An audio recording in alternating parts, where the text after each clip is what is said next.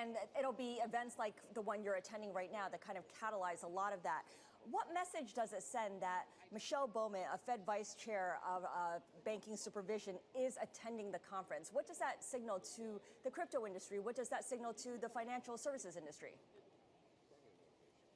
Well, I think it signals that this is becoming mainstream, right? Digital assets are going to become mainstream. Now, that doesn't mean all of them. I think there's going to be some that, like in anything, you have to be sort of careful and really understand the space. But again, this underlying technology is so powerful that bringing it together, and I think a recognition that it is important for regulators, it's important for for traditional financial people to understand the space and to figure out how to converge these things together. And so I think that's really the message. Got it. Thank you for answering that. You mentioned, of course, that Franklin Templeton has been doing a lot. You've got a money market fund that's on the chain. Let's talk about tokenized assets a little bit here. What does that mean in terms of this on-the-chain fund, in terms of its accessibility and availability to clients and potential clients? Well, so, I mean, one of the things that we see as a big trend in asset management is obviously this movement of alternatives into the wealth channel, right? And so, why is that a difficult thing? Because alternative assets tend to be very illiquid, and often people who don't have a huge amount of savings may have an emergency and dip into it, so they need a certain amount of liquidity. Well, we think tokenization is going to actually help that situation. So why is that?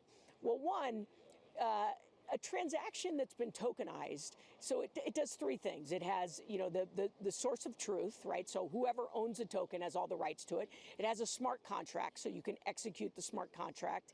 That reduces the cost. There's not a bunch of people having to calculate to make sure that the terms of the contract are enforced.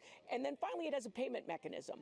So if that can drive down, and we saw it because the SEC had us run parallel processing between our old transfer agency, shareholder record keeping system, and the blockchain system. And even we were astonished at how much more cost effective it was to run these transactions on the blockchain system. And so if you think about the ability as we start to tokenize and create market makers and liquidity around these assets, you're going to actually democratize access to things that have only historically been available to really large institutions. What other funds are you considering tokenizing? Well, we have several ETFs, Bitcoin ETF, Ethereum, others that have been. So those are actually accessing the investment in the market.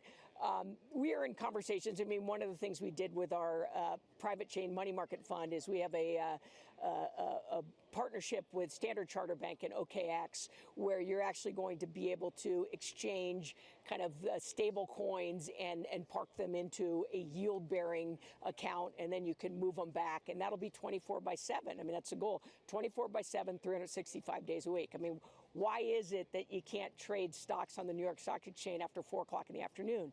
It's because in the old days, the system that was a batch processing system, and you had to reconcile at the end of the day. Blockchain is going to completely make that irrelevant. You're going to be able to settle atomic settlement immediately, and that's going to just change the types of products that people are going to be able to bring to market. And so Franklin Templeton, we've already built this whole ecosystem around a shareholder record keeping system for that kind of atomic settlement, and working out with partners who carry further along the chain is really important. But we think it's going to open up a lot of opportunities.